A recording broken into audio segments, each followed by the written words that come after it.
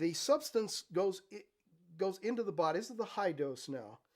And there is a rush that is absolutely indescribable because the sound level in your head increases by a magnitude of which is almost indescribable. You get the sound of rushing water, you get the sound of a high pitch whine all simultaneously. You think that even in a white noise environment, you wouldn't be able to discern a high pitched sound, but sure enough, there's a high pitched sound there too, and it's very, very discernible. And then the trip, I guess it is a very apt term in this case.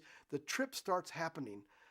You start moving consciously in space and time because things start coming at you, like in the Star Trek thing when they go into hyperdrive or whatever it's called, warp speed, and things suddenly start coming by at a very, very high velocity.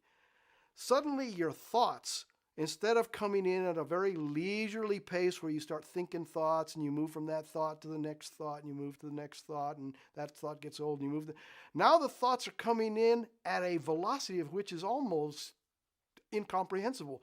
They are just, thought hits and boom, and you grok it or try to, and it goes and it's coming, and the next thought comes, and then pretty soon the thoughts are no longer just thoughts, they're whole concepts. Big concepts are just come floating through, and then images start coming into the mind along with the concepts. All of this is coming at you at a very high velocity, which incidentally, it's already way too fast, and it's increasing. So you exponent figure, oh my God, things are increasing.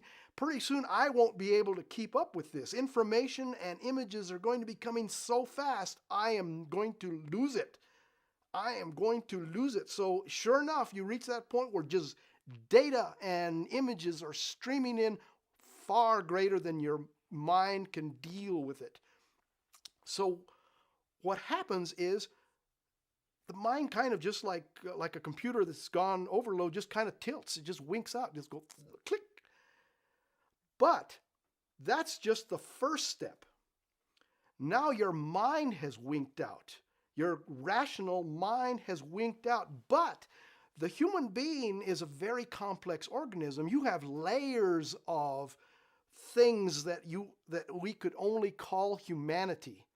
And so then next thing is you have an emotional mind.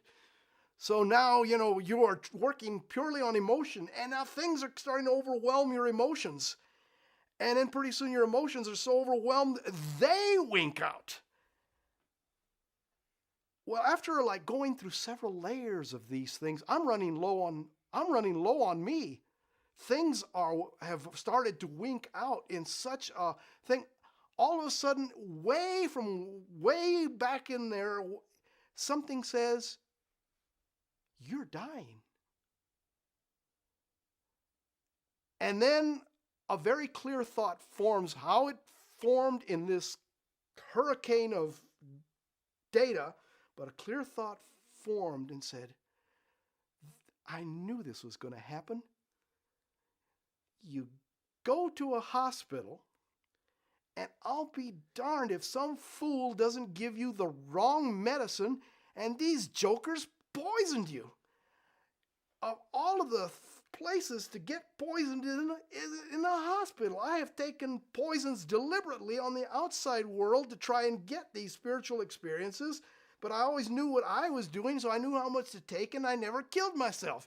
These crazy doctors, they screwed up and give me the wrong medicine and killed me. Of all the ironic situations to be killed in a hospital by doctors in an experiment to try and delve into, the deeper realms of the human mind. What a fitting situation. Says, okay, well, let's die. Sure enough, more and more layers of my humanity start peeling off. Finally, the last almost the last layer, and I can't even describe what it is, but you have, at some reaches way in there, there is like the last layer of that which defines you as a human being, and it goes click. You are no longer a human being. In fact, you're no longer anything you can identify. You don't know if you're animal, vegetable, mineral, or what. But you are certain of one thing. You are not a human being anymore. Everything that you understood to be human, emotions, thoughts, feelings, consciousness, all of this fell off sequentially, just from the higher order to the lower, all the way to the lowest order thing. All of them have fell off. So now you only have something that mystics have tried to describe forever. That consciousness, that spark that is your own identity. And it's not even an identity. It is just a consciousness, an awareness. All you know is that you are. You don't know what you are. You don't know where you are. You don't know, but you exist. You are existence in isolation. You exist. Now this is why I preface with the puzzle pattern door. In the process of this trip, this meteor-like trip through the infinite space of the interior consciousness, is up pops the picture puzzle pattern door. And I'm now whizzing through this sucker like if it was nothing. I'm flying through it. But now I know what the picture puzzle pattern door is. The picture puzzle pattern door is the farthest reaches of your humanity. This is the doorway into what defines you as a human being. When you go past that, you stop being human to a degree, and the further you get away past this point, the further away you go from being a human being. But right here, this picture puzzle pattern door is everything. It's everything. It's what defines you as a human being. This picture puzzle pattern door is you. You get this, I had been confronting myself and seeing myself, and I said, oh, this is me. And I kept wanting to go past me, unknowingly wanting to go past me. Because I thought it was something to go beyond. Well, you certainly can go beyond it, but I didn't understand exactly what going beyond this meant. What it meant was you had to die this identity, this whole thing was an identity, and you had to sail past it. Or you can sail past this. But the cost is high. The cost, because if they could have seen, but of course the physiology was not able to keep up with what's going on. If it would have been possible to have reacted to this, tears would have been pouring out of my eyes. I was mourning. I was crying at the loss of my humanity.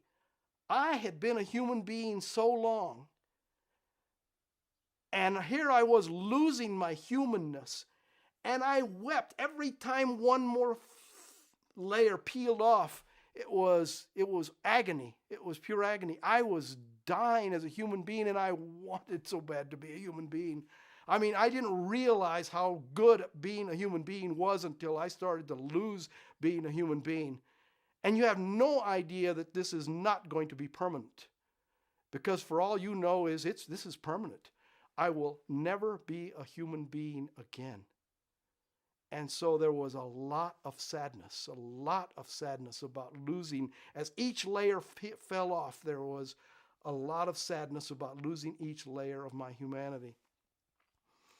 So I reached the end of this process. But of course, now the kaleidoscope show and all the lights and buzzes and hums and gone. then I encountered the other thing. They say that out there is a intelligence or a consciousness or something that is called the Creator. And most people will never come in contact with the Creator. And especially after what I've described to get there, they probably won't want to. It's not a very pleasant trip. But you encounter the Creator, except, again, nothing is the way you read about it in the comic books that are the mystical writings. The Creator is huge, deep, wide, tall, and has aspects, many, many aspects. This spark of consciousness that I was left with, awareness, at some point intercepts with this thing, and that recognized something. I said, I'm a part of this. I am that thing, as vast as it is I am a part, at this point, I am a part of that. So I'm the Creator.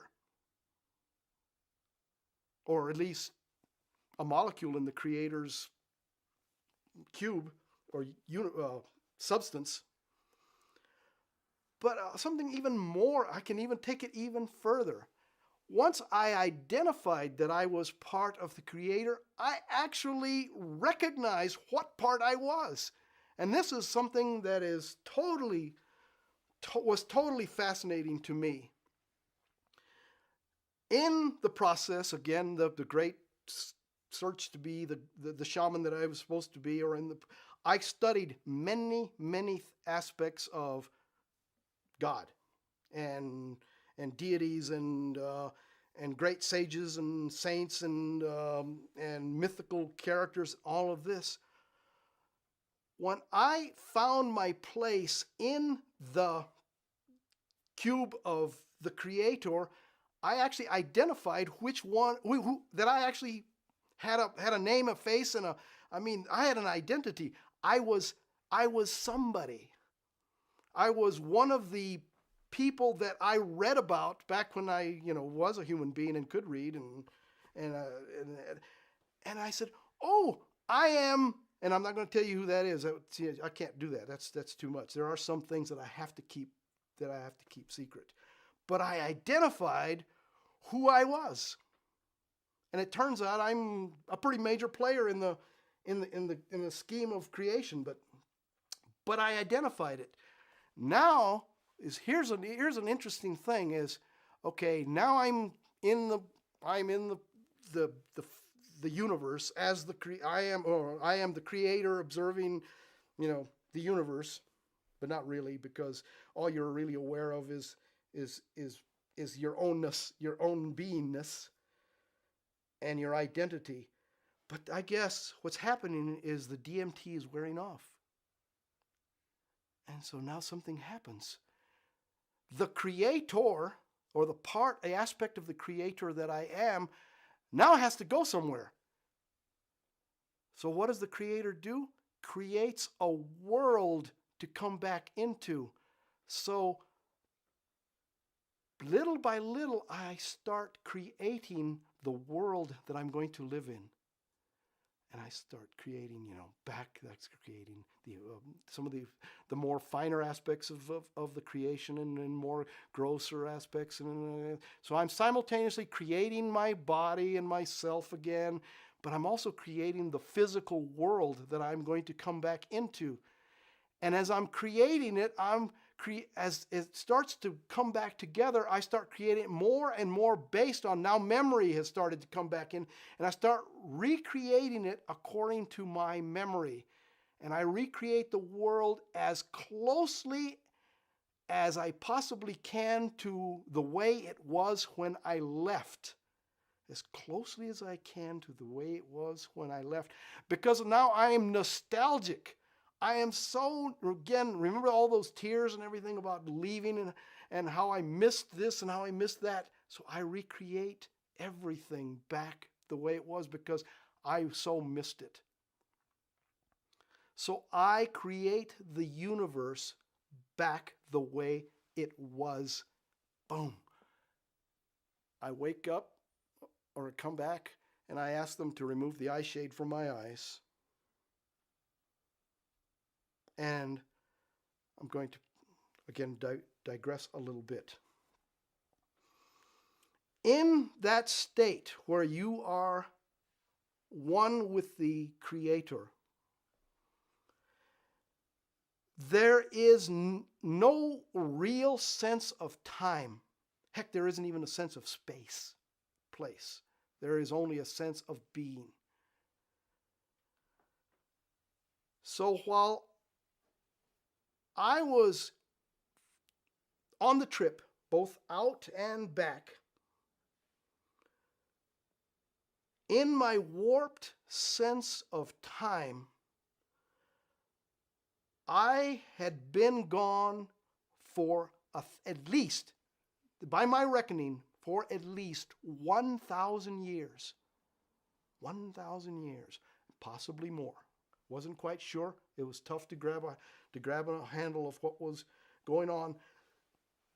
So when I am back in my body and I ask him to remove the eye shades, okay, now my mind is filled with these thoughts of last time I remember, these doctors in this hospital had killed me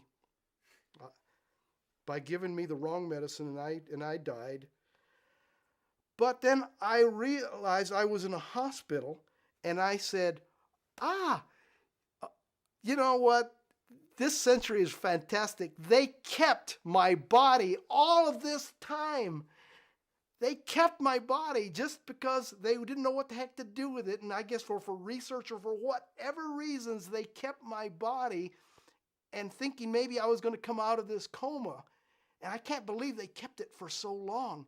So I was wondering, gee, I wonder if there is anyone left from my family, like maybe a great-great-grandchild, or like maybe, a really, really distant, because 1,000 years, how many generations could go by? But I mean, is my name even still in the books? Or are there any books?